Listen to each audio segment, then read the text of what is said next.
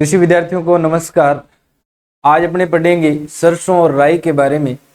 सरसों और राई मुख्य तिलहनी फसल के रूप में जानी जाती है। अगर विश्व में देखा जाए मुख्य तिलहनी फसल तो वो सोयाबीन है। भारत में देखा जाए तो वह मूंगफली है, और राजस्थान में देखा जाए तो ग्राउंडनट के बाद में जो प्रोडक्शन होता है वो मस्टर्ड एंड रेपसीड का हाईएस्ट होता है। तो राजस्थान की मुख्य तिलहनी फसल है वो सरसों है, और अगर देखा जाए अपने भारत की तो वो मूंगफली है। अब मूंगफली जो है ऑल ओवर इंडिया के अंदर हाईएस्ट प्रोडक्शन होता है ऑयल सीड के अंदर, बट ऑयल सीड में अगर देखा जाए सेकंड पोजीशन पर तो वहां पर मस्टर्ड एंड रेपसीड आती है। तो इन चीज़ों के बारे में अपने समझेंगे। सरसों और राई में क्या भेद होता है इसके बारे में भी अपने जानेंगे। सरसों और राई, अगर आपको कंप्लीट इस चीज को, इस फसल को डिटेल में सीखना है तो इस फसल को जीना पड़ेगा। आप इस लेक्चर के माध्यम से किसी भी एग्जाम के लिए सरसों और राई को तैयार कर सकते हैं। हम सरसों और राई के साथ साथ इससे जुड़ी जितनी भी डिटेल है वो सारी की सारी इसी लेक्चर में प्राप्त करेंगे। चलिए सबसे पहले अपने थोड़ा इंट्रोड्यूस कर लेते हैं कि हम कौन कौन सी चीज़ों को इंक्लूड करेंगे। तो ब्रेसिका जो स्पीसीज है उसके अंदर देखो ब्लैक मस्टर्ड जिसे अपने बनारसी राई कहते हैं, इस प्रकार का पौधा होता है। इंडियन मस्टर्ड जिसे अपने राई, राया या लाहा कहते हैं, कुछ इस प्रकार का पौधा होता है। इंडियन रेपसीड जिसे अपने भारतीय सरसों कहते हैं, ये दोनों तो राई थी। अब रेपसीड जो है वो भारतीय सरसों, ये कई प्रकार की होती है, काली सरसों, भूरी सरसों, सफेद सरसों, तोरिया, ये जो होती है इंडियन रेपसीड होती है। इसके बाद में गोभी सरसों आती है जिसे यूरोपियन रेपसीड भी बोलते हैं। और फिर सब्जियां आती है जैसे कि अपने ब्रेसिका ओलेरेशिया के अंदर वैरायटी कैपिटाटा, वैरायटी अपने बोट्राइटिस, वैरायटी अपने ओलिगोइड्स, तो इटेलिका, ये सारी की सारी सब्जियां जो है वो इसके अंदर आती है। फूल गोभी, पत्ता गोभी, नोलखोल और अपने गांठ गोभी आती है ना, तो वो इसी के अंदर आती है। फिर आती है यूथोपियन मस्टर्ड है जिसे अपने कर्ण राई भी कहते हैं इंडिया के अंदर। तो इन सब बातों के बारे में अपने मस्टर्ड ट्रायंगल के माध्यम से सीखेंगे। पहले इसका सामान्य जानकारी अपने हासिल करते हैं। तब चलिए सबसे पहले अपने बात करें तो सर इसका बोटेनिकल नेम क्या होता है। मस्टर्ड का बोटेनिकल नेम, मस्टर्ड का बोटेनिकल नेम बहुत सारे होते हैं जिसे अपने सीखेंगे किसके अंदर, जिसे अपने सीखेंगे सर मस्टर्ड ट्रायंगल में। यहाँ पर इतना याद रखना है आपको कि इसे अपने क्या कहते हैं सर, ब्रेसिका स्पीशीज कहते हैं। क्या कहते हैं? ब्रेसिका स्पीशीज कहते हैं। इसमें डोमिनेटेड जीन्स होता है जो यूरेका होता है, सिनेप्सिस होता है। ये नेक्स्ट अगर देखा जाए तो फैमिली, इसकी फैमिली कौन सी होती है, तो फैमिली ब्रेसिकेसी होती है। ब्रेसिकेसी फैमिली इसकी मेन फैमिली रहती है। नेक्स्ट अगर देखा जाए तो इसे क्रूसीफेरी भी कहते हैं। क्या कहा जाता है? इसकी फैमिली को क्रूसीफेरी भी कहा जाता है। फैमिली के बाद में अपने ओरिजिन पैलेस देखते हैं। ओरिजिन पैलेस अगर अपने देखा जाए राई का, राई जिसे अपने क्या कहते हैं, मस्टर्ड कहा जाता है। राई या मस्टर्ड का कहाँ पर होगा सर, तो ये रहता है सर चाइना के अंदर, ये रहता है चाइना में। अपने पूछे कि सरसों का, सरसों का कहाँ पर रहता है, जिसे आप रेपसीड बोला जाता है अपने, तो रेपसीड का ओरिजिन पैलेस है वो कहाँ पर रहता है, या तो अफ्रीका रहता है या इंडिया रहता है। मेनली इंडिया माना जाता है। तो अपने इसका ओरिजिन पैलेस क्या कह सकते हैं कि या तो सर इंडिया है या क्या है, चाइना है। तो मेन किसको माना जाता है, इंडिया को माना जाता है। ओरिजिन पैलेस के बाद में अपने देखा जाए तो इसमें 2N आते हैं। 2N की जगह पर इस पर अपने पढ़ेंगे N, तो आपको इजी याद रहेगा N। इसमें 8 भी होते हैं, 9 भी होते हैं और 10 भी होते हैं। अब 8 और 9 जोड़ लो आप, कितने होते हैं, 8 8 16 और 1 17 होते हैं। फिर अपने देखा जाए तो 9 और 10 जोड़ लो, 19 भी होते हैं इसके अंदर। फिर अपने देखा जाए तो इसमें कितने पाए जाते हैं, 20 भी पाए जाते हैं। तो यानी अपने कह सकते हैं कि 16, 2N बराबर 16 भी होते हैं, 2N बराबर 18 भी होते हैं। देखो 2N बराबर इसमें 16 भी होते हैं, 2N बराबर इसमें 18 भी होते हैं, 2N बराबर इसमें 20 भी होते हैं, 2N बराबर इसमें 34 भी होते हैं, 2N बराबर इसमें 38 भी होते हैं और 2N बराबर इसमें 40 भी होते हैं। यहाँ पर मैंने हैप्लॉइड भी बता दिया और आपको डिप्लॉइड भी बता दिया, ठीक है। आगे इसको क्लियर करेंगे, जहां पर अपने ट्राइंगल पढ़ेंगे, ट्राइंगल के अंदर ये बातें आपके क्लियर हो जाएगी। तो इतने क्रोमोसोम होते हैं, अपने को अलग अलग स्पीसीज का अपने को याद रखना पड़ेगा कि ब्रेसिका ओलेरेशिया में कितना है, ब्रेसिका नाइग्रा में कितना है, ब्रेसिका नेपस में कितना है, ब्रेसिका जूनसिया में कितना है, ब्रेसिका कॉम्पेस्ट्रिस के अंदर कितना है। तो वो सारे के सारे आपको याद हो जाएंगे मस्टर्ड ट्राइंगल में। अब अपने बात करें, नेक्स्ट आती है चीज इनफ्लोरेसेंस। आपसे पूछे इसका जो पुष्प क्रम है, इनफ्लोरेसेंस जो है वो कौन सा होता है इसके अंदर, तो इनफ्लोरेसेंस इसके अंदर कौन सा होता है सर, रेशिमोस होता है। कौन सा होता है, रेशिमोस होता है। रेशिमोस होता है वो एसिमाक्षी होता है, ऐसा पुष्प जिसके अंदर जो रेचिस होता है ना, ये जो रेचिस होता है, इस रेचिस के अंदर अनडेफिनेटली ग्रोथ होती है, यानी कभी एक कोई फूल आकर रुकता नहीं है। जैसे आपने सरसों देखी होगी, उसमें फूल आते रहते हैं, आते रहते हैं, आते रहते हैं, लास्ट तक आते रहते हैं, रुकता नहीं है। तो ये रेशिमोस है, यानी अपने कह सकते हैं इसे एसिमाक्षी। एसिमाक्षी प्रकार के फूल या पुष्प क्रम इसके अंदर पाया जाता है। रेशिमोस का मतलब होता है कि ये जो रेचिस होता है ना, इसे कहते हैं, देखो जो अक्ष होता है उसे रेचिस कहते हैं, आपने गेहूं के अंदर पढ़ा होगा। तो रेचिस होता है, उसके आर बार ये फूल आते रहते हैं, फूल आते रहते हैं, और कहीं पर भी ये फूलों के अंदर क्या नहीं होता बेटा, फूलों के अंदर कहीं पर भी लिमिटेड नहीं होता, ये फूल आगे बढ़ता ही रहता है। रेचिस जो है वो आगे छोटे छोटे फूल इसमें और आते रहते हैं। तो रेशिमोस जहां पर भी मिले आपको वो एसिमाक्षी होते हैं। अब रेशिमोस के बहुत सारे टाइप होते हैं, साइमोस के बहुत सारे टाइप होते हैं, वो आगे इसके अंदर इंक्लूड होते हैं। यहाँ पर अपने को याद करना है रेशिमोस टाइप का इसमें इन्फ्लोरेसेंस होता है, और यहाँ पर रेसिम टाइप का इसके अंदर फ्लावर पाया जाता है। किस टाइप का, रेशिम टाइप का फ्लावर इसके अंदर पाया जाता है। फिर अपने से पूछे कि फ्रूट, फ्रूट जो होता है वो इसके अंदर कौन सा फ्रूट टाइप कौन सा होता है सर, जितनी भी ब्रेसिकेसी या क्रूसीफेरी फैमिली होती है उसका फ्रूट टाइप कौन सा होता है बेटा, सिलिकुआ होता है। कौन सा फ्रूट टाइप होता है, सिलिकुआ। सिलिकुआ किस फ्रूट टाइप का टाइप है, जैसे फ्रूट टाइप बहुत सारे प्रकार के होते हैं, बेरी अलग होता है, ड्रूप अलग होता है, सिंपल फ्रूट्स होते हैं, एग्रीगेट्स फ्रूट्स होते हैं, उसके बाद में कंपोजिट फ्रूट्स होते हैं। तो ये जो फ्रूट टाइप है ये कैप्सुलेरिस से निकला है। सिलिकुआ जो होता है वो कैप्सुलेरिस टाइप का फ्रूट टाइप होता है। यानी आप कई बार कहते हो ना कैप्सूल फ्रूट, जैसे कि कॉटन है, जैसे कि अफीम है, ओपियम है, उसका आप कैप्सूल बताते हो, जैसे कि ओकरा है, भिंडी, उसका कैप्सूल बताते हो। वैसे ही ये कैप्सुलेरिस है, और कैप्सुलेरिस के अंदर कौन सा है, सिलिकुआ टाइप का है। इसमें क्या होता है, इसमें जो सिलिकुआ फ्रूट टाइप होगा उसके अंदर डाइसेंट के गुण पाए जाते हैं, यानी फली तिड़कने के गुण पाए जाते हैं। अब जो पोड होती है वो तिड़केगी तो वो हमेशा ही कहां से, लोअर जो इसका बेस होता है वहां से तिड़कती है, ऐसा नहीं ऊपर से तिड़केगी। ये कैसे, नीचे से तिड़कना शुरू होता है। सिलिकुआ इसका फ्रूट टाइप होता है, याद रखिएगा।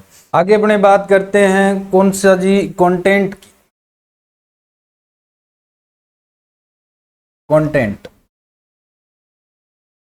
कंटेंट की बात करें, आपसे पूछे कि ऑयल कितना होता है, इसमें ऑयल परसेंटेज कितना होता है, तो आपका जवाब होगा कि 42 to 45% तक पाया जाता है। 42 से 45% तक इसमें प्रोटीन अपने ऑयल है वो पाया जाता है। अब जो ऑयल है वो डिफरेंट के अंदर डिफरेंट पूछा जा सकता है। अपने से पूछ ले कि मस्टर्ड में कितना होता है, मस्टर्ड जो है उसमें कितना होता है, तो इसमें 42 से 45% तक पाया जाता है। अपने से पूछ ले कि रेपसीड में कितना होता है, रेपसीड जो है उसके अंदर 32 to 37% पाया जाता है। यानी जो अपनी राई है उसमें ज्यादा तेल होता है और सरसों में तेल है वो क्या होता है, कम होता है। यही अपने साथ में पूछ ले कि तारामीरा जो होता है, तारामीरा में तेल बताओ, तो तारामीरा में तेल कितना होता है, 28% होता है। ये एक रेंज है, कितना परसेंटेज हो सकता है, मैक्सिमम 42 से 45% है। इसको आप घटा भी सकते हैं कि 32 से 45% भी कर सकते हैं, ताकि रेपसीड भी साथ में आ जाती है। पर कंटेंट के अंदर और क्या चीज पाया जाता है, तो आपसे पूछा जाए कि इसमें फैट कितना है, फैट ही तो ऑयल है, तो सर जितने भी लिपिड्स होते हैं वो क्या है, फैट का ही तो कारण है, और इसी फैट से क्या बनता है, ऑयल बनता है। तो अपने कह सकते हैं कि 32 से 45% इसमें क्या पाया जाता है, 32 से 45% फैट इसके अंदर पाया जाता है। फिर अपने से पूछ ले कि प्रोटीन जो होता है, प्रोटीन है वो कितना पाया जाता है, तो 40% प्रोटीन पाया जाता है। और किस में पाया जाता है, ऑयल केक के अंदर पाया जाता है। किस में पाया जाता है, ऑयल केक के अंदर 40% तक प्रोटीन है वो पाया जाता है। ऑयल केक जो होती है वो कैसी होती है सर, ये एडिबल होती है। किसके लिए, ये एडिबल होती है for the animal, animal feeding के अंदर इनका यूज किया जाता है। किसमें यूज करते हैं, ऑयल केक यानी अपने खड़ जो होती है उसके अंदर यूज करते हैं। किसका जी, सरसों की खड़ी का, मस्टर्ड की ऑयल केक का, रेपसीड की ऑयल केक का। फिर अपने देखा जाए तो नेक्स्ट आता है, नेक्स्ट इसमें क्या पाया जाता है सर, इरूसिक एसिड होता है। नेक्स्ट क्या होता है, इरूसिक एसिड होता है। इरूसिक एसिड जो है वो कितना परसेंटेज होता है, इरूसिक एसिड लगभग 42 से 44% तक इरूसिक एसिड पाया जाता है। 42 to 44% तक इरूसिक एसिड होता है। इरूसिक एसिड क्या होता है सर, ये एंटी न्यूट्रिशनल एक फैक्टर है। क्या है सर, एंटी न्यूट्रिशनल एक फैक्टर होता है, यानी अपने कह सकते हैं कि हार्मफुल होता है ये बॉडी के लिए, इससे कोई न्यूट्रिशन नहीं मिलता, बट ये होना भी जरूरी है और नहीं होना भी जरूरी है। देखो ये क्या करता है, ये हीट स्टेबिलिटी लेकर आता है। ऑयल जो होता है ना, ऑयल जो होता है उसमें हीट स्टेबिलिटी लेकर आता है, मतलब कि ताप स्थिरता लेकर आता है। चाहे ऑयल को कितना ही गर्म कर लो आप, उसके अंदर क्या होता है, हीट स्टेबिलिटी के लिए इरूसिक एसिड होता है, कोई अदर एलिमेंट फॉर्म्ड नहीं होते हैं। यानी अपने कहें कि दूसरे उप उत्पाद नहीं बनते हैं जब अपने इसको गर्म करते हैं, तो हीट स्टेबिलिटी प्रोवाइड करवाता है, बट इसका कंजप्शन है वो हार्मफुल होता है। क्या हो जाता है इससे, इरूसिक एसिड जो होता है वो हार्ट डिजीज के लिए क्या होता है, हार्मफुल, अपने हार्ट डिजीज केसेस होता है, इससे हार्ट डिजीज है वो हो जाते हैं, कोरोनरी डिजीज है वो हो जाते हैं। हार्ट के लिए ये बेनिफिशियल नहीं होता है, इसीलिए डॉक्टर कहते हैं ना कि सरसों का तेल नहीं खाना चाहिए, वो इसीलिए कहते हैं। इरूसिक एसिड जो है, एक देखो केनोला आता है, इससे संबंधित भी क्वेश्चन है, बहुत बार पूछा जाता है, आपने नाम सुना होगा केनोला। केनोला क्या होता है, केनोला जो होता है वो क्या होता है सर, एक कनाडियन जो मस्टर्ड ऑयल है, मस्टर्ड ऑयल का ब्रांड नेम है। कनाडियन मस्टर्ड ऑयल का क्या है सर, ये ब्रांड नेम है। और इसमें क्या किया जाता है, कनाडा के अंदर 2% से भी कम, लेस देन 2% इरूसिक एसिड होता है। इसमें कितना होता है, लेस देन 2% अपने इरूसिक एसिड होता है। ये बात बड़ी इंपॉर्टेंट है, याद रखिएगा कि इसमें इरूसिक एसिड है वो 2% से कम होता है। कि इसमें केनोला के अंदर, केनोला क्या है, तो ये मस्टर्ड का और रेपसीड का एक ऑयल है, उसका ब्रांड नेम है, कनाडा के अंदर ज्यादातर यूज किया जाता है। कौन सा, केनोला। याद रखना, केनोला किससे संबंधित है, तो मस्टर्ड से संबंधित है, ब्रेसिकेसी फैमिली से संबंधित है। केनोला है क्या, तो एक ऑयल ब्रांड है जिसमें 2% से कम क्या पाया जाता है, 2% से कम इरूसिक एसिड होता है। बट इंडिया के अंदर देखा जाए तो कितना है, 42 to 44% तक क्या पाया जाता है, इरूसिक एसिड मिलता है। आगे देखो नेक्स्ट आता है कंटेंट के अंदर ही, इरूसिक एसिड के बाद में एक एल्केलॉइड है ग्लूकोसिनोलेट्स। ग्लूकोसिनोलेट्स, ग्लूकोसिनोलेट्स जो है उसको BIS ने रेस्ट्रिक्टेड किया है कि इससे अपर लिमिट नहीं होनी चाहिए। सेफ लिमिट क्या है इसकी, तो ग्लूकोसिनोलेट्स जो है एक क्या है सर, एल्केलॉइड है। क्या है, एक एल्केलॉइड है। ये किसके लिए रिस्पॉन्सिबल है, रिस्पॉन्सिबल फॉर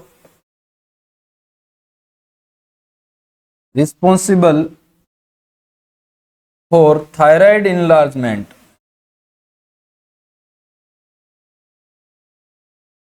इससे क्या हो जाती है, थायराइड जो ग्लैंड होती है वो बढ़ जाती है, थायराइड इनलार्जमेंट हो जाता है। ठीक है, ग्लूकोसिनोलेट्स जो है इसकी सेफ लिमिट कितनी है, अपने जो ऑयल होता है उसमें सेफ लिमिट होती है वो 0.15% से अबो नहीं होना चाहिए। कितना होना चाहिए? मैक्सिमम 0.15% ही मैक्सिमम होना चाहिए। इससे ज्यादा अगर ग्लूकोसिनोलेट्स है तो वो किसके लिए? अपने थायराइड के लिए ग्लूकोसिनोलेट्स है वो क्या होता है? रिस्पॉन्सिबल होता है। और ग्लूकोसिनोलेट्स किसके लिए रिस्पॉन्सिबल होता है? तो ये ऑयल में बिटरनेस इससे मिलती है, bitterness in oil, bitterness in oil. Oil के अंदर क्या होती है? बिटरनेस इससे अपने को मिलती है, किससे? ग्लूकोसिनोलेट से। नेक्स्ट देखो, नेक्स्ट जो कंटेंट के अंदर अपने देखा जाए तो नेक्स्ट आता है आइसोथायोसाइनेट। आइसोथायोसाइनेट, आइसोथायोसाइनेट है वो क्या करता है सर? आइसोथायोनाइट्स जो है वो पंजेंसिटी क्रिएट करता है। क्या क्रिएट करता है? पंजेंसिटी क्रिएट करता है। पंजेंसिटी इन ऑयल कौन क्रिएट करता है? आइसोथायोसाइनेट। नेक्स्ट इसके अंदर क्या पाया जाता है? सिनग्रीन पाया जाता है, सल्फर एलिमेंट है।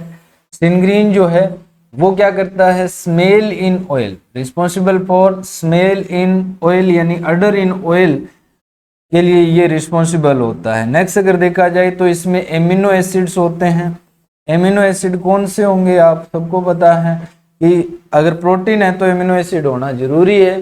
कौन से होते हैं? तो सर एक तो इसमें सिस्टीन होता है, इसमें सिस्टाइन होता है और मिथियोनिन भी होता है। ये होते क्या है सर? एमिनो एसिड्स होते हैं बेटा। इसमें क्या होता है? वेरी इंपॉर्टेंट रहता है, ये कई बार एग्जाम में पूछा जाता है। सल्फर कॉन्टेनिंग एमिनो एसिड्स होते हैं ये तीनों ही। कौन से? सल्फर कॉन्टेनिंग एमिनो एसिड्स होते हैं, सल्फर से फाउंड होते हैं ये, याद रखिएगा। सिस्टीन, सिस्टाइन और मिथियोनिन एमिनो एसिड्स इसके अंदर पाए जाते हैं। ये इतना इसका क्या पाया जाता है? कंटेंट हमने सबसे पहले पढ़ा ऑयल 42 to 45%, मस्टर्ड यानी राई के अंदर 42 से 45, रेपसीड यानी सरसों के अंदर 32 से 37%, तारामीरा में 28% होता है, फेट 32 से 45% होती है, प्रोटीन है वो 40% होती है, इरूसिक एसिड होता है वो 42 से 44% पाया जाता है, एंटी न्यूट्रिशनल फैक्टर है, हीट स्टेबिलिटी प्रोवाइड करवाता है, ऑयल को ताप पर कितना ही गर्म करो इससे हीट स्टेबल रहेगा, हार्ट डिजीज प्रोड्यूस करता है। कैनोला जो है वो कनाडियन मस्टर्ड ऑयल सीड का एक क्या है? ब्रांड नेम है। इसमें 2% से कम क्या पाया जाता है? इरूसिक एसिड होता है। फिर हमने कहा कि भी ग्लूकोसिनोलेट्स भी इसके अंदर पाया जाता है। ये एल्केलॉइड है, रिस्पॉन्सिबल फॉर थायराइड इनलार्जमेंट, और कितने से ज्यादा नहीं होना चाहिए? 0.15% से ज्यादा नहीं होना चाहिए। ऑयल के अंदर बिटरनेस जो आती है, वो कड़वाहट जो आती है, वो किसके कारण आती है? ग्लूकोसिनोलेट से आती है। आइसोथायोसाइनेट सरप्राहट उत्पन्न करता है, पंजेंसिटी इन ऑयल। फिर अगर देखा जाए सिनग्रीन, तो जो दुर्गंध आती है, अपने जब नाक और बाल बिना सुखाए अगर सरसों का तेल लगा लेते हैं तो क्या हो जाती है? सिर बदबू मारने लगता है। वो किसके कारण आता है? सिनग्रीन के कारण। या आप घानी के अंदर कभी भी प्रवेश करोगे तो वहां पर भी गेंद आएगी और आपकी आंखें जलेगी, तो वो सारा किसका कारण होता है? सिनग्रीन, जो कि सल्फर एलिमेंट है, सल्फर से बना होता है। एमिनो एसिड इसमें सिस्टीन, सिस्टाइन और मिथियोनिन पाए जाते हैं, जो कि सल्फर कंटेनिंग एमिनो एसिड्स हैं। नेक्स्ट अपने बात करें तो इस प्लांट की नेचर क्या होती है उसके बारे में पढ़ते हैं। प्लांट की क्या नेचर रहती है?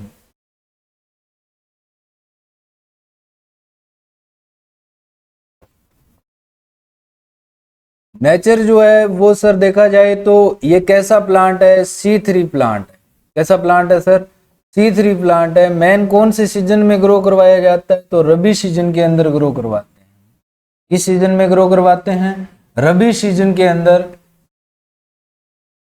रबी सीजन में इसको ग्रो करवाते हैं। फिर रबी सीजन में ग्रो करवाते हैं तो ये कैसा प्लांट है सर? LDP है, यानी अपने कह सकते हैं कि फोटो पीरियडिज्म के अकॉर्डिंग ये लॉन्ग डे प्लांट है। प्रकाश प्रदीप्तिकालिता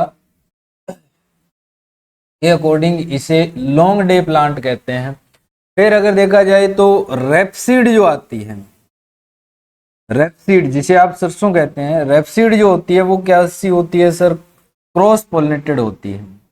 कैसी होती है? क्रॉस पोलिनेटेड होती है।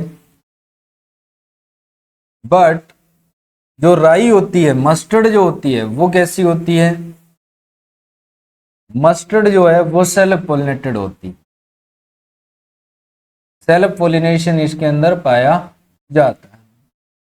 आगे देखो, अपने से पूछे कि ये प्लांट जो है वो फ्रोस्ट सेंसिटिव होता है। कैसा होता है सर?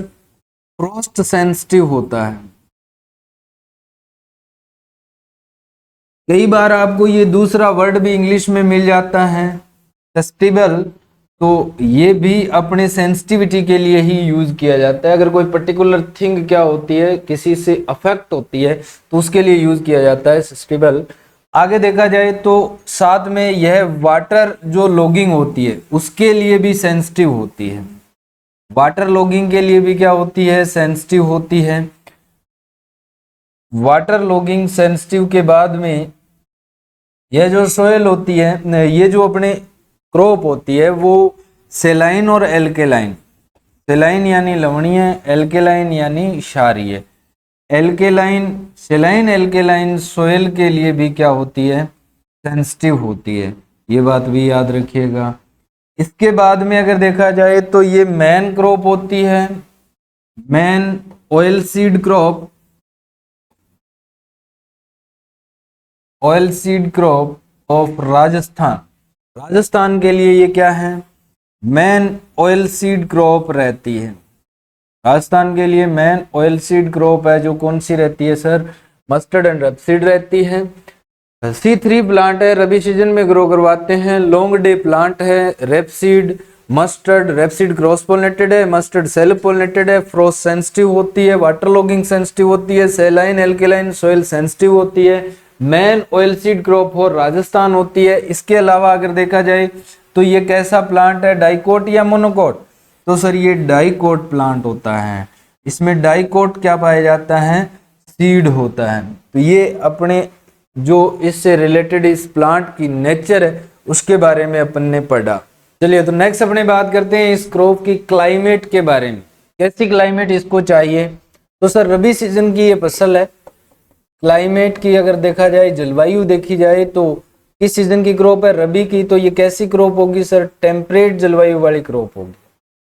शीतोष्ण जलवायु इसको चाहिए। शीतोष्ण जलवायु है तो ठंडी और शुष्क जलवायु इसको चाहिए होती है। कूल एंड ड्राई क्लाइमेट चाहिए। टेम्परेचर रेंज कितनी चाहिए, यानी मैक्सिमम टेम्परेचर कितना चाहिए इसे? 3 टू मिनिमम और maximum 3 degree Celsius to 42 degree Celsius पर ये अच्छा ग्रो करती है। बट ऑप्टिमम टेम्परेचर कितना चाहिए? ऑप्टिमम टेम्परेचर है वो 25 टू 28 डिग्री सेल्सियस इस क्रॉप को चाहिए होता है। ये जो क्रॉप है कैसी होती है सर? फ्रोस्ट सेंसिटिव क्रॉप होती है, यानी पाले से ये संवेदनशील फसल होती है। 0 डिग्री से टेम्परेचर नीचा नहीं जाना चाहिए, अदरवाइज ये क्रॉप सारी की सारी डैमेज हो जाएगी। नेक्स्ट अपने देखा जाए तो सोयल की बात करते हैं। सैंडी लोम सोयल इसको चाहिए होती है। कैसी सोयल चाहिए? सैंडी लोम सोयल देखा जाए तो सर सोयल इसको चाहिए Sandy loam soil.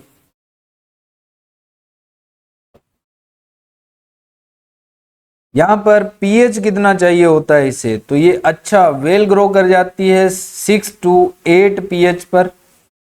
6 to 8 pH पर अच्छा ग्रो कर जाती है। ये जो क्रॉप होती है वो वाटर लॉगिंग के सेंसिटिव होती है, अपने पहले ही पढ़ा है।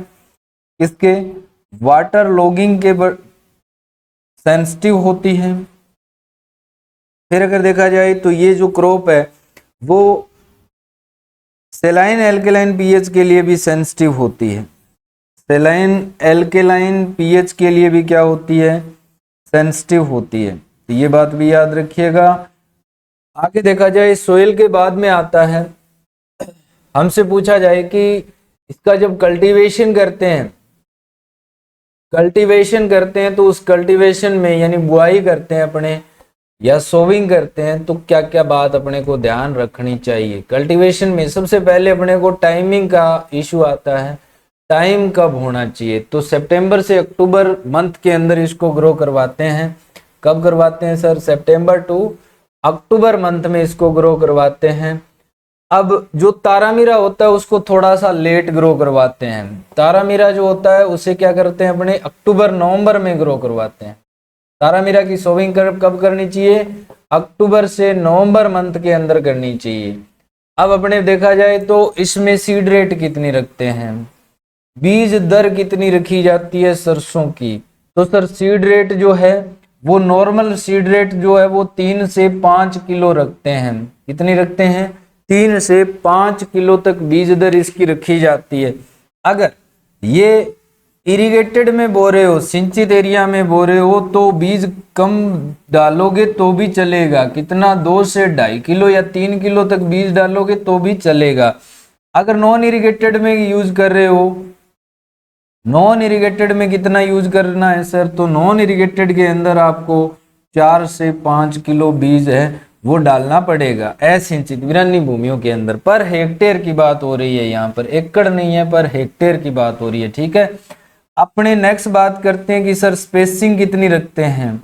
स्पेसिंग जो होती है वो अपने 30 to 45 इंटू 10 to 15 सेंटीमीटर अपने R/P रखते हैं। यानी रो टू रो अपने जो डिस्टेंस है वो 30 से 45 सेंटीमीटर तक रख सकते हैं, और पौधे से पौधे की दूरी, प्लांट टू प्लांट डिस्टेंस है वो 10 to 15 सेंटीमीटर तक रखी जाती है। ऐसा करने से अपने कितनी स्पेसिंग करने से प्लांट पॉपुलेशन है वो ऑप्टिमम कितनी रखी जाती है, यानी पौधों की संख्या, ऑप्टिमम प्लांट पॉपुलेशन इसके लिए कितनी रखेंगे? तो सर ऑप्टिमम प्लांट पॉपुलेशन है वो 3 लाख रखते हैं। कितनी रखते हैं? 3 लाख इसकी ऑप्टिमम प्लांट पॉपुलेशन अपने को रखनी चाहिए। नेक्स्ट अगर देखा जाए, अगर अपने जाडी बो देते हैं, मतलब ज्यादा बीज इसके अंदर डाल देते हैं, हायर सीड का अपने यूज कर लिया, तो सर थिनिंग करनी पड़ेगी। और थिनिंग करेंगे तो मेंटेनिंग जब होती है उसमें प्लांट की पॉपुलेशन कितनी होनी चाहिए? 3 लाख होनी चाहिए। अपने से पूछे कि सीड सोविंग की डेप्थ कितनी रखते हैं इसमें, मस्टर्ड एंड रेपसीड में सीड सोविंग की डेप्थ कितनी रखी जाती है? तो डेप्थ है वो सर 3 to 4 सेंटीमीटर रखते हैं। 3 से 4 सेंटीमीटर तक अपने डेप्थ है वो रखी जाती है। इसके बाद में देखा जाए तो नेक्स्ट आता है, हमने कल्टीवेशन कर दिया, इसके बाद में आता है इरिगेशन। क्या आता है सर? इरिगेशन आता है। इरिगेशन जो है इसको कितने इरिगेशन की जरूरत होती है? तो रिक्वायरमेंट जो होती है इरिगेशन की, रिक्वायरमेंट्स अगर देखा जाए तो 2 to 3 इरिगेशन के अंदर ये क्या हो जाती है, क्रॉप है वो बढ़िया ग्रो हो जाती है। अगर इसकी वाटर रिक्वायरमेंट देखा जाए, क्या sir? Water requirement, water requirement कितनी रखते हैं सर? तो वाटर रिक्वायरमेंट जो होती है वो 400 to 700 mm होती है। 400 to 700 mm होती है। इरिगेशन की जो अपने क्रिटिकल स्टेजेस होती है, क्रिटिकल स्टेजेस जो होती है वो स्टेजेस अपने, पहली जो स्टेजेस रहती है, पहली जो फर्स्ट स्टेज है वो रहती है ब्रांचिंग। ब्रांचिंग, उसके बाद में अपने बात करें तो फ्लावरिंग, और फ्लोरिंग के बाद में रहता है सिलिक्वा फॉर्मेशन यानी पोड फॉर्मेशन। तो ये आता है आपका 20 to 30 डेज पर। इसके बाद में ये आता है अपना 30 to 60 डेज पर, और ये आता है अपना 90 डेज के। ठीक है, डेज आफ्टर सोविंग, या आप इसको कह सकते हैं DAS। ठीक, ये क्रिटिकल स्टेजेस रहती है इरिगेशन के अंदर। इरिगेशन के बाद में अगर देखा जाए तो नेक्स्ट आता है कि सर हमने इरिगेशन सीख लिया, इरिगेशन के बाद में अपने वीड मैनेजमेंट की बात करते हैं। इस पर बात करते हैं सर, वीड मैनेजमेंट पर बात करते हैं। वीड का मैनेजमेंट जो है वो इसमें बड़ा जरूरी है। इसके वीड कौन कौन से हैं, पहली बात तो अपने को वो ध्यान रखना चाहिए। वीड मैनेजमेंट में सर अपने फर्स्ट नंबर इसका वीड होता है वो होता है सर सत्यानाशी। कौन होता है सर? सत्यानाशी। सत्यानाशी जो वीड है इसे अपने क्या कहते हैं जी? इसे कहा जाता है आर्जीमोना मैक्सिकाना। आर्जीमोना मैक्सिकाना इसे कहा जाता है। आर्जिमोना मैक्सिकाना है, इसे मैक्सिकन पोपी के नाम से भी जाना जाता है। क्या कहते हैं इसे? मैक्सिकन पोपी भी कहा जाता है। अब इसे मैक्सिकन पोपी क्यों कहते हैं? तो देखो यहाँ पर मैक्सिको जो अमेरिका है वहां पर इस वीड से क्या बनाई जाती है? ड्रग्स बनाई जाती है, स्मगलिंग की जाती है, तो इसे मैक्सिकन पोपी भी कहते हैं। फैमिली इसकी कौन सी होती है? सत्यानाशी की फैमिली पेपेवरेसी होती है।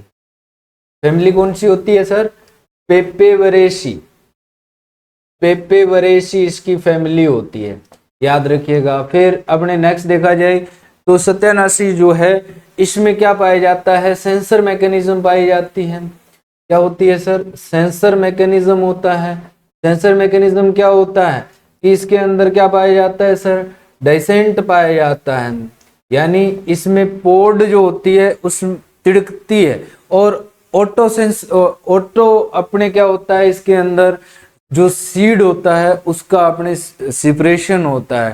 सीड जो होते हैं वो स्प्रेड हो जाते हैं थोड़ी सी डिस्टेंस पर, लगभग 10 to 20 मीटर डिस्टेंस पर ये इसके सीड है वो ऑटोमेटिक ही डिस्प्रेस्ड हो जाते हैं, यानी 10 से 20 मीटर दूर जाकर इसके बीज है वो गिरते हैं, और इसी कारण इसको अपने क्या कहते हैं? Sensor mechanism. इससे क्या हो सकता है? देखो, जब ऑयल के अंदर सीड मिक्सिंग हो जाए, मस्टर्ड और रैपसीड का जो सीड है उसके अंदर मिक्स हो जाए, क्यों हो जाए? क्योंकि सर ये मिमिक्री शो करता है। क्या करता है? मिमिक्री शो करता है। मिमिक्री शो किस में करता है? तो इसके सीड के अंदर मिमिक्री वीड होता है, ये किसका? मस्टर्ड एंड रैपसीड का। ये सीड में मिमिक्री करता है। इसके बीज और रैपसीड और मस्टर्ड के बीज क्या लगते हैं अपने को? सेम लगते हैं, तो ये बीजों के अंदर मिल जाता है और अपने मिक्स हुआ हुआ बीज से ऑयल निकालते हैं। ऑयल निकालने के बाद में अगर अपने खा लेते हैं तो इससे दिल्ली के अंदर क्या हुआ था? ड्रोपसी जो डिजीज है वो क्रिएट हो गया था। इससे क्या हो जाता है? ब्लाइंडनेस भी आ जाता है, ब्लाइंडनेस भी आ जाता है, डायरिया भी स्टार्ट हो जाता है। तो ये वीड जो है वो बहुत ही घातक है, मिमिक्री वीड है। सत्यानाशी आर्जिमोना मैक्सिकाना, मैक्सिकन पोपी के नाम से जाना जाता है। फैमिली इसकी पेपेवरेसी है। सेंसर मैकेनिज्म इसके अंदर पाया जाता है। नेक्स्ट जो अपना वीड रहता है वो रहता है सेकंड नंबर ओरोबेंकी। ये बड़ा तकड़ा वीड है। ओरोबेंकी अगर एक बार आ गया ना तो ओरोबेंकी का ज्यादातर इलाज नहीं है। ओरोबेंकी क्या होता है? कंप्लीट रूट पैरासाइट होता है। अब पैरासाइटिक वीड है ये, तो अपने कह सकते हैं कि इसे ये कैसा वीड है? कंप्लीट रूट पैरासाइटिक वीड होता है, यानी अपने जो प्लांट होगा उस प्लांट पर ये प्लांट की रूट से न्यूट्रिशन लेगा, और कंप्लीटली इसकी रूट है वो किस पर डिपेंडेंट होगी? मस्टर्ड पर। जितना न्यूट्रिशन मस्टर्ड ले रहा था वो सारा का सारा कौन ले लेगा? ओरोबेंकी। इसी कारण इसे क्या कहते हैं? इसे ब्रूम रेप भी कहते हैं। क्या कहते हैं? ब्रूम रेप भी कहा जाता है। रूट पर लगता है, अपने को खेत चेंज ही करना पड़ेगा, यानी क्रॉप रोटेशन है वो इसका बेस्ट क्या होता है? इलाज होता है। ओरोबेंकी जो है वो किस नेम से जाना जाता है? ब्रूम रेप के नाम से जाना जाता है। और इसमें सीजन बाउंड वीड होते हैं। कौन से? सीजन बाउंड वीड होते हैं। सीजन बाउंड वीड कौन कौन से होते हैं? तो सीजन रबी सीजन है, रबी सीजन में जितने भी वीड होते हैं वो सारे के सारे होते हैं। इसमें बथुआ भी लगता है। बथुआ जानते हो बथुए का नाम क्या होता है? बथुए का नाम होता है चिनोपोडियम एल्बम। Chenopodium album. और चिनोपोडियम मुरेल खरबथुआ जो होता है वो भी होता है। उसके अलावा इसमें सेंजी भी लगती है, मेलिलोटस इंडिका, मेलिलोटस एल्बा, सेंजी भी आ जाती है इसके अंदर। तो ये भाई बात आप याद रखिएगा। अब इसका मैनेजमेंट कैसे करते हैं? अपनी ये कह सकते हैं कि केमिकल कंट्रोल कैसे करते हैं। तो वीड केमिकल कंट्रोल जो है, देखो आजकल तो दवाइयां हैं वो चेंज हो गई है, बट अपने जो एग्जाम पैटर्न है उसके अकॉर्डिंग ही पढ़ रहे हैं। जो बुक्स के अंदर लिखा होता है या अपने जो एग्रीकल्चर डिपार्टमेंट या आईसीआर शो करता है कि इस टाइप से आप केमिकल कंट्रोल करना है, वही किया जाता है। अपने पीपीआई स्टेज पर, प्री प्लांट इनकॉर्पोरेशन पर क्या यूज कर सकते हैं? फ्लूक्लोरेलिन यूज कर सकते हैं। क्या यूज कर सकते हैं? फ्लूक्लोरेलिन यूज कर सकते हैं। लगभग 1 kg अपने फ्लूक्लोरेलिन का यूज किया जाता है। अपने पीई जो स्टेज है, यानी प्री इमर्जेंट स्टेज है, इसमें अपने पेंडामेथिलिन का यूज किया जा सकता है। पेंडामेथिलिन पेंडामेथिलिन है वो अपने 1.5 kg पर हेक्टेयर यूज की जा सकती है। इसके बाद में अपने पीओई जो है वो यानी पोस्ट इमरजेंस बीज जब अंकुरित हो जाता है तो उसके बाद में किसका यूज किया जा सकता है, तो अपने आइसोप्रोटेरोन का यूज कर सकते हैं। आइसोप्रोटेरोन का यूज कब किया जाता है, आइसोप्रोटेरोन मोनोकोट के लिए यूज करते हैं। तो सर जब मस्टर्ड और व्हीट का क्या हो, मिक्स क्रॉपिंग किया हुआ हो या इंटरक्रॉपिंग किया हुआ हो, मस्टर्ड और व्हीट का, तो अपने यूज कर सकते हैं किसके लिए, मोनोकोट के लिए आइसोप्रोटेरोन का यूज कर सकते हैं, जो मोनोकोट वीड को मारने के लिए यूज किया जाता है। ग्लाइफोसेट का भी अपने इसके अंदर यूज किया जा सकता है। तो ये वीड का केमिकल कंट्रोल है। इसके बाद में अपने बात करें तो वीड के बाद में अपने पढ़ते हैं इस क्रॉप के अंदर कौन कौन से इंसेक्ट लगते हैं। प्लांट प्रोटेक्शन पर अपने आगे हैं, इंसेक्ट कौन कौन से लगते हैं। तो सर इंसेक्ट के रूप में देखा जाए तो फर्स्ट नंबर अपने स्टडी करते हैं, इसका मोस्ट जो डिस्ट्रक्टिव इंसेक्ट है वो कौन सा है, वो है सर मस्टर्ड साफ्लाई। फर्स्ट नंबर रहता है कौन, मस्टर्ड साफ्लाई, सरसों की आरा मक्खी। मस्टर्ड साफ्लाई है उसे क्या कहते हैं सर, इसे कहा जाता है एथेलिया ल्यूगेंस प्रोक्सिमा। एथेलिया ल्यूगेंस प्रोक्सिमा के नाम से ये जाना जाता है। ये जो इंसेक्ट है वो कब अटैक करता है, ये insect 7 to 10 days after planting attack करता है। 7 to 10 डेज आफ्टर प्लांटिंग क्या करता है सर, ये अटैक करता है। अब ये जो इंसेक्ट है ये कौन से ऑर्डर का रहता है, तो ये सर हाइमेनोप्टेरा ऑर्डर का इंसेक्ट है। हाइमेनोप्टेरा ऑर्डर जो है उसका ये इंसेक्ट है जी। ये सिंगल वन इंसेक्ट है इस ऑर्डर का जो कि हार्मफुल है। सिंगल इंसेक्ट जो कि क्या है सर, हाइमेनोप्टेरा का ऑर्डर का हार्मफुल है। बाकी सारे के सारे क्या होते हैं, बेनिफिशियल होते हैं। जैसे कि हनी भी है वो बेनिफिशियल है, ट्राइकोडर्मा है, ट्राइकोग्रामा है, ये क्या होते हैं, बेनिफिशियल होते हैं। और इनका ऑर्डर कौन सा होता है, हाइमेनोप्टेरा ही होता है। इसके बाद में सेकंड नंबर रहता है मस्टर्ड एफिड।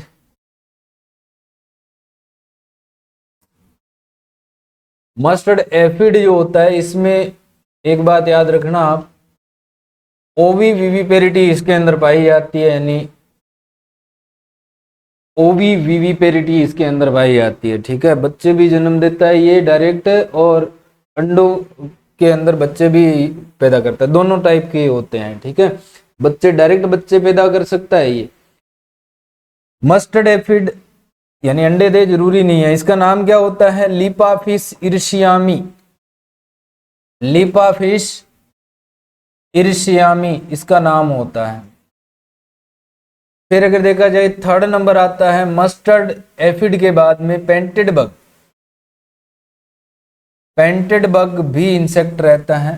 पेंटेड बग जो इंसेक्ट है उसका नाम क्या होता है, तो इसे कहते हैं बेटा बेगार्डा क्रूसीफेरिनम। बेगार्डा क्रूसीफेरिनम। फिर आता है फोर्थ नंबर रहता है सर पेंटेड बग के बाद में अपना डायमंड बेकमोथ। डायमंड बेकमोथ। डायमंड बेकमोथ जो होता है इसे अपने क्या कहते हैं, डायमंड बेकमोथ को कहते हैं प्लूटेला जाइलोटेला। प्लूटेला जाइलोटेला। और ये जो इंसेक्ट होता है ये मेन इंसेक्ट होता है क्रूसीफेरी या ब्रेसिकेसी फैमिली का। मेन इंसेक्ट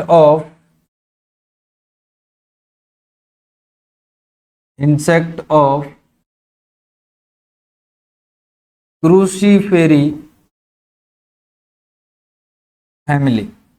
याद रखिएगा, अपने से पूछे कि डायमंड बेकमोथ जो होता है वो कौन सी फैमिली का मैन इंसेक्ट है, तो ब्रेसिकेसी या क्रूसीफेरी फैमिली का है। बट अपने से पूछे कि मस्टर्ड और रेपसीड का मैन इंसेक्ट कौन सा है, तो वो मस्टर्ड सा फ्लाई है। ओके, नेक्स्ट अपने देखा जाए तो नेक्स्ट आता है सर इंसेक्ट के बाद में अपने स्टडी करते हैं किसके, डिजीज की। इंसेक्ट के बाद में अपने स्टडी करते हैं किसकी, डिजीज। डिजीज जो है सबसे पहला डिजीज अपने रहता है वो कौन सा रहता है, इसे अपने वाइट ब्लिस्टर कहते हैं। क्या कहते हैं, वाइट रस्ट के नाम से जाना जाता है। हिंदी में इसे सफेद रोड़ी या वाइट ब्लिस्टर भी कहते हैं।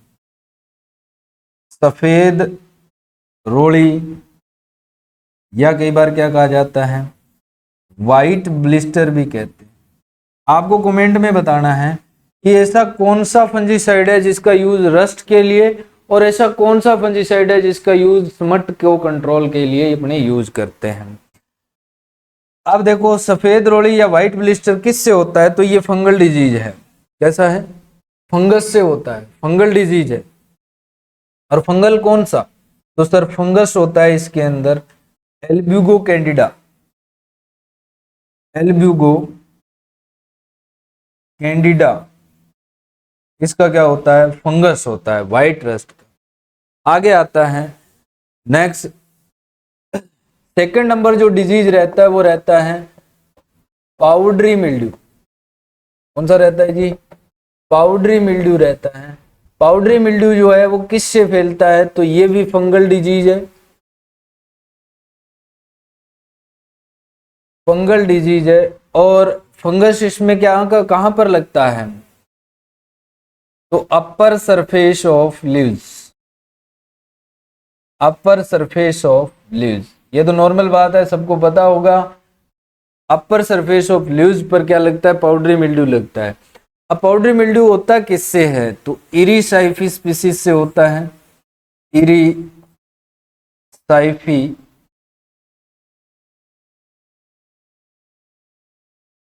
स्पीसीज से ये क्या करता है, अपना पाउडरी मिल्ड्यू फैलता है। पाउडरी मिल्ड्यू के लिए क्या यूज करते हैं अपने, तो सल्फर कॉन्टेनिंग फंजीसाइड का यूज किया जाता है। सल्फर कॉन्टेनिंग फंजीसाइड का यूज करते हैं। सल्फर कॉन्टेनिंग फंजीसाइड का एक एग्जांपल बताओ, तो अपने कह सकते हैं कि सल्फर डस्ट होता है। कौन, सल्फर डस्ट का यूज कर सकते हैं, केराथेन का यूज कर सकते हैं। ठीक है, 0.1% किसका यूज किया जा सकता है, केराथेन का यूज कर सकते हैं। थर्ड नंबर आता है पाउडरी मिल्ड्यू के बाद में रहता है बेटा next downy mildew. Third number कौन सा रहता है सर, तो थर्ड नंबर रहता है जी डाउनी मिल्ड्यू।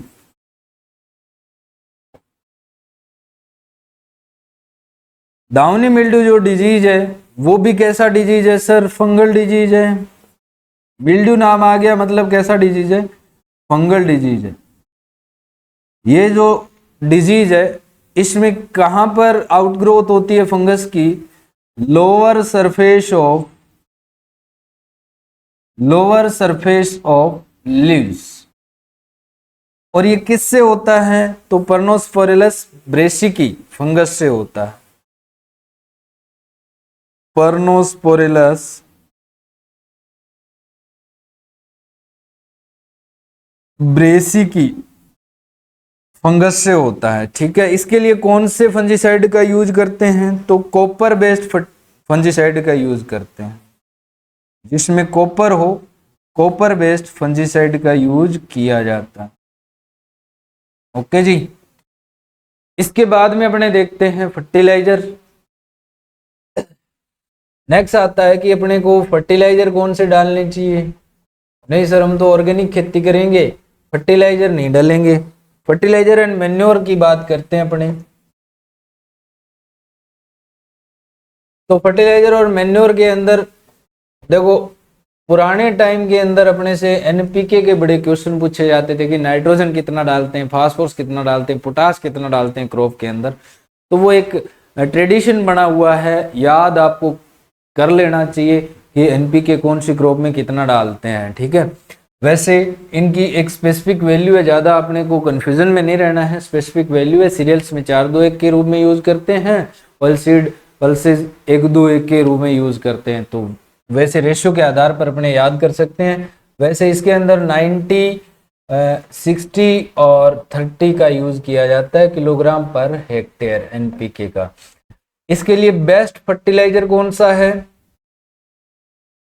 तो बेस्ट फर्टिलाइजर जो है वो रहता है बेटा एसएसपी सिंगल सुपर फास्फेट, क्योंकि सल्फर है, ऑयल सीड के लिए सल्फर जरूरी होता है।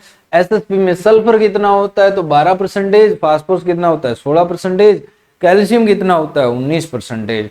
इसमें मैग्नीशियम भी पाया जाता है, इसलिए कहा जाता है कि इसमें जो सेकेंडरी न्यूट्रिएंट होते हैं वो ऑल 3 न्यूट्रिएंट इसके अंदर प्रेजेंट होते हैं, कैल्शियम, मैग्नीशियम और सल्फर। बेस्ट फर्टिलाइजर है वो एसएसपी है। इसमें जिप्सम भी डाला जाता है, जिप्सम भी डालना चाहिए ताकि इसमें भी सल्फर पाया जाता है।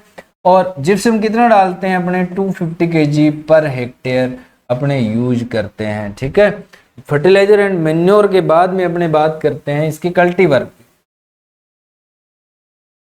कल्टीवर जो है यानी अपने कहें वेराइटीज की, तो फर्स्ट नंबर रहती है वेराइटीज की पूसा बोल्ड,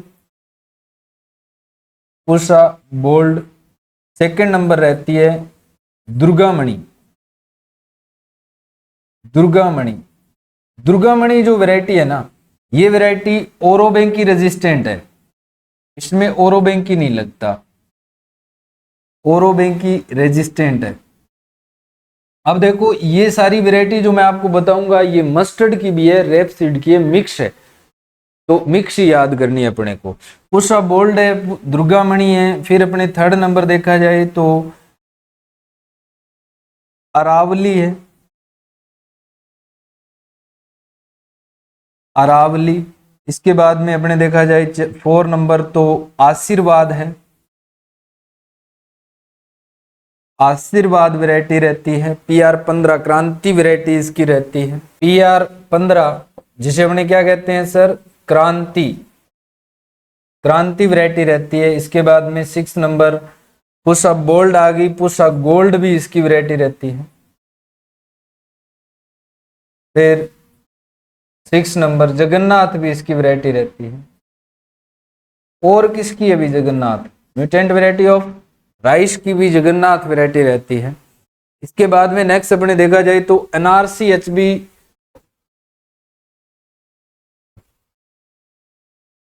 एनआरसी एचबी 506 इसकी वैरायटी रहती है। एनआरसी एचबी 506 जो वैरायटी है, ये वैरायटी फर्स्ट हाइब्रिड है, फर्स्ट हाइब्रिड है। किसने बनाया था? तो ये DRMR ने बनाया था, DRMR ने बनाया था। कब बनाया था? तो 2009 के अंदर बनाया था। फिर एक वैरायटी है बायो 902, बायो 902। इस वैरायटी को अपने पूसा जय किसान भी कहते हैं, पूसा जय किसान के नाम से भी जाना जाता है। ये जो वैरायटी है वो डेवलप्ड बाय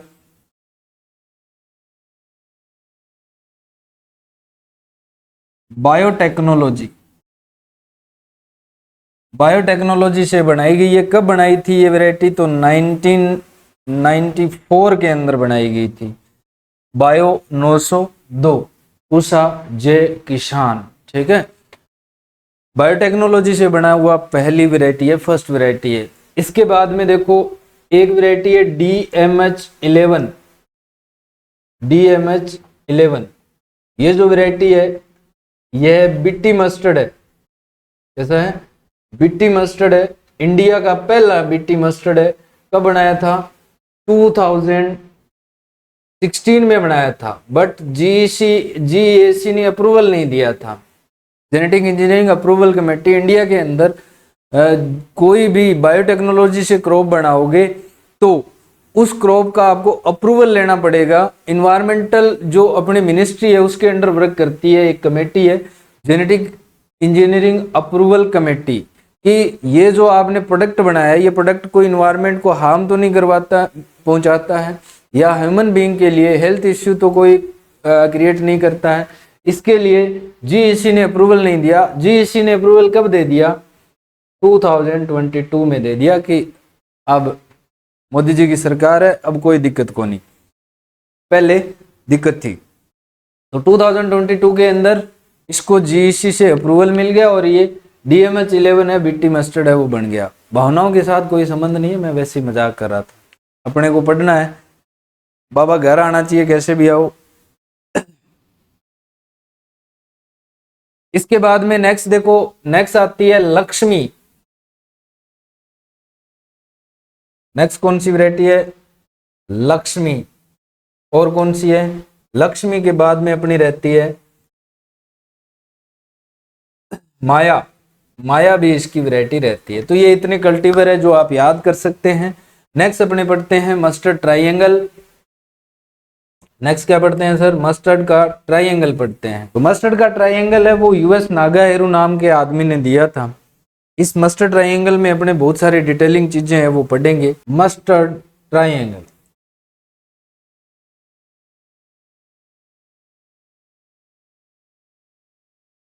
मस्टर्ड ट्राइंगल के अंदर अपने सबसे पहले देखो, यहां पर अपने बात करते हैं तो यहां पर आएगा brassica nigra. Brassica nigra, brassica nigra जो है इसके अंदर अपने से पूछे कि ब्रेसिका नाइग्रा में जीनोम कौन सा है, तो ब्रेसिका नाइग्रा में जीनोम है जी BB। कौन सा है? जीनोम इसमें BB रहता है और N बराबर इसमें 8 रहता है। तो नाइग्रा जो है वो जून में, नाइग्रा कब? जून में, तो इसे कहते हैं ब्रेसिका जुनसिया। ब्रेसिका जुनसिया। यहां पर जो जीनोम है वो कैसा हो जाता है? जीनोम A और B हो जाता है। जीनोम A और B हो जाता है। यहां पर N बराबर क्या हो जाता है? यहां पर N बराबर देखो, N का मतलब है कि ब्रेसिका नाइग्रा जो है वो कहां पर पहुंचा है? ब्रेसिका नाइग्रा जून के अंदर कंप्लीट अपनी नींद पूरी करके, जून में कंप्लीट क्या करके? नींद पूरी करके। तो यहां पर ब्रेसिका कॉम्पेस्ट्रीज आता है और कॉम्पेस्ट्रीज में N बराबर कितने होते हैं? 10 होते हैं। तो 10 और 8 कितने हो गए? 18। तो ब्रेसिका जुनसिया के अंदर N बराबर 18 होते हैं, 2N बराबर 36 होते हैं। फिर आता है यहां पर कौन आ जाता है? यहां पर अपन ने बात की थी कि भी ब्रेसिका कॉम्पेस्ट्रीज आ जाता है। ब्रेसिका कॉम्पेस्ट्रीज, ब्रेसिका कॉम्पेस्ट्रीज है, इसमें जीनोम कौन सा है? तो जीनोम है यहां पर AA। जीनोम कौन सा है सर? जीनोम है वो AA है। और N बराबर कितने हैं? यहाँ पर N बराबर 10 है। तो 10 और 8 मिलकर ही तो किसका निर्माण हुआ? यानी ब्रेसिका कॉम्पेस्ट्रीज का क्रॉस हुआ नाइग्रा के साथ और क्या बना? जुनसिया बना। तो ये बात याद रखिएगा। नाइग्रा है वो जून के अंदर अपनी कंप्लीट क्या करके? नींद करके। तो यहां पर जो अपने स्पीसीज बनेगी वो बनेगी कौन सी भी? Brassica napus. ब्रेसिका नेपस बनेगी, ब्रेसिका नेपस। अब ये ब्रेसिका नेपस जो गोभी सरसों होती है, क्या होती है? गोभी सरसों होती है। ब्रेसिका नेपस में जीनोम कौन सा होता है? तो बेटा जीनोम जो होता है, जीनोम जो है वो अपना रहता है A और C। जीनोम कौन सा है? A और C। N बराबर कितने होते हैं? तो N बराबर 10, अपने 8 यहां पढ़ लिए, 10 यहां पढ़ लिए, तो 9 आगे इधर। अब जीनोम N बराबर, जीनोम A और C हो गया, तो N बराबर 10 और 9 कितने हो गए? 19, यानी 2N बराबर इसमें कितना होगा? 38 होगा।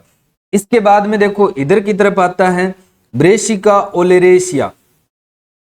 ब्रेसिका ओलेरेशिया,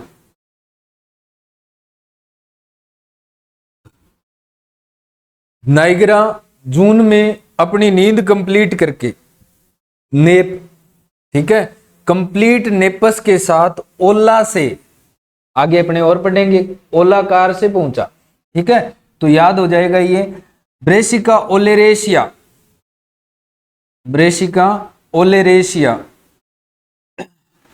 अब इसमें जीनोम कौन सा है सर? तो बेटा जीनोम इसके अंदर है कौन सा? सी और N बराबर इसमें कितने हैं? 8 यहां पढ़ लिए, 10 यहां पढ़ लिए, तो 9 यहां पर है। ठीक है जी। अब देखो नेक्स्ट आता है ब्रेसिका नाइग्रा और ओलेरेशिया का जब क्रॉस होता है तो इससे क्या बनता है? तो इससे बनता है बेटा ब्रेसिका केरिनाटा, ब्रेसिका केरिनाटा। तो आप याद कर सकते हैं, कैसे याद कर सकते हैं? देखो नाइग्रा, नाइग्रा जून में, नाइग्रा जून में complete nap, complete nap, campestris complete nap यानी नेपस, नेप यानी नींद, छोटी सी नींद, अपनी नींद पूरी करके, अपने कहते हैं ना झपकी लेना, तो वही नेपस के अंदर यहां पर आ गया है। कंप्लीट नेप के साथ ओलाकार से पहुंचा, ओलाकार से पहुंचा। तो इससे अपने याद कर सकते हैं क्या? देखो nigra, brassica nigra, brassica juncea, brassica campestris, brassica napus, brassica oleracea, brassica carinata. ठीक है जी, इससे अपने याद कर सकते हैं, इस चीज को भूलोगे नहीं आप। ओके,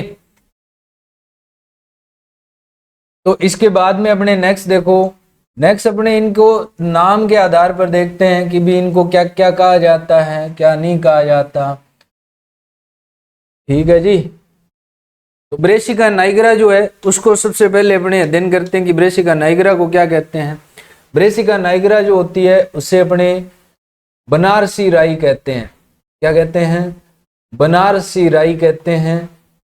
इसे इंग्लिश में ब्लैक मस्टर्ड भी कहा जाता है, ब्लैक मस्टर्ड भी इसे कहा जाता है। ठीक है जी, ब्रेसिका जूनसिया होता है, इसे अपने इंडियन मस्टर्ड भी कहते हैं। क्या कहते हैं?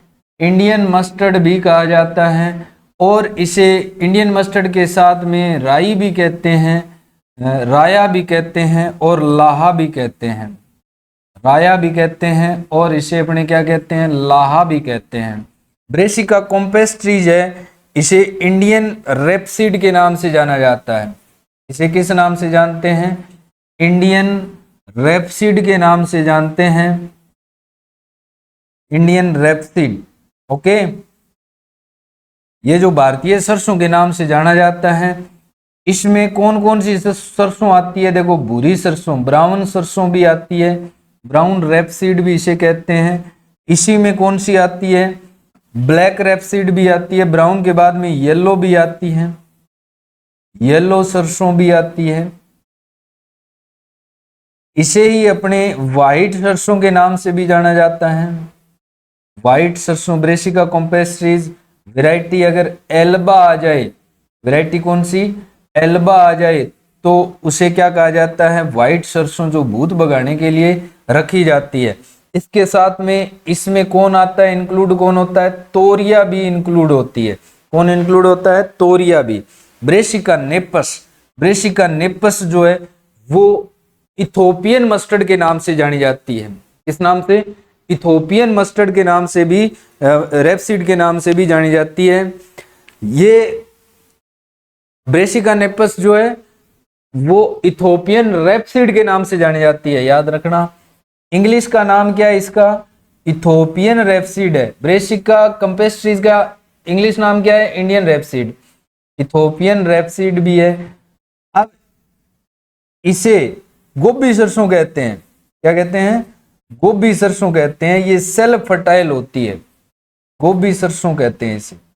और ये कैसी होती है? सेल्फ फर्टाइल होती है। ये दोनों कैसी है अभी? ये दोनों रेपसीड है, सरसों है, रेपसीड है या सरसों है। ब्रेसिका ओलेरेशिया, ब्रेसिका ओलेरेशिया में देखो, ब्रेसिका ओलेरेशिया वेराइटी कैपिटाटा पड़ी है अपने, कैपिटाटा। फिर ब्रेसिका ओलेरेशिया वेराइटी बोट्राइटिस पड़ी है आपने, बिल्कुल पड़ी है। सब्जियां है ना, फूल गोभी, पत्ता गोभी। ब्रेसिका ओलेरेशिया वेराइटी आपने ओलिगोइड्स पढ़ी है, नोलखोल। फिर आपने ब्रोकली पढ़ी है, ब्रेसिका ओलेरेशिया वेराइटी इटेलिका, ब्रोकली जो है वो किस में आती है, इटैलिका में आती है, तो ये बात भी याद रखना। आगे देखो ब्रेसिका कैरिनाटा, ब्रेसिका कैरिनाटा जो है वो किस नाम से जानी जाती है, इंडिया में इसे कहते हैं सर कर्ण राई, क्या कहते हैं, कर्ण राई कहते हैं। बनारसी राई अलग है, कर्ण राई अलग है ना।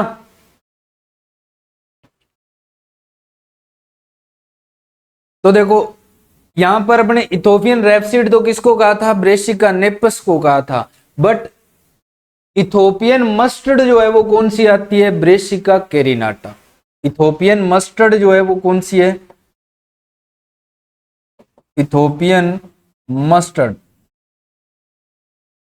ये रहती है सर अपनी कर्ण राई ब्रेसिका कैरिनाटा। अब इसके अंदर अपन ने ये नहीं पढ़ा कि जीनोम कौन सा है और इसमें क्रोमोसोम कौन कितने हैं, तो सर इसमें जीनोम कौन सा होगा, जब ब्रेसिका नाइग्रा का बीबी है और इसका सीसी है तो इसका क्या हो जाएगा, बीसी, और एन बराबर कितना हो जाएगा, ब्रेसिका नाइग्रा में 8 है और ये 9 है, 8 8 16 और 1 17, एन बराबर 17 है, 2n बराबर 34 हो जाए।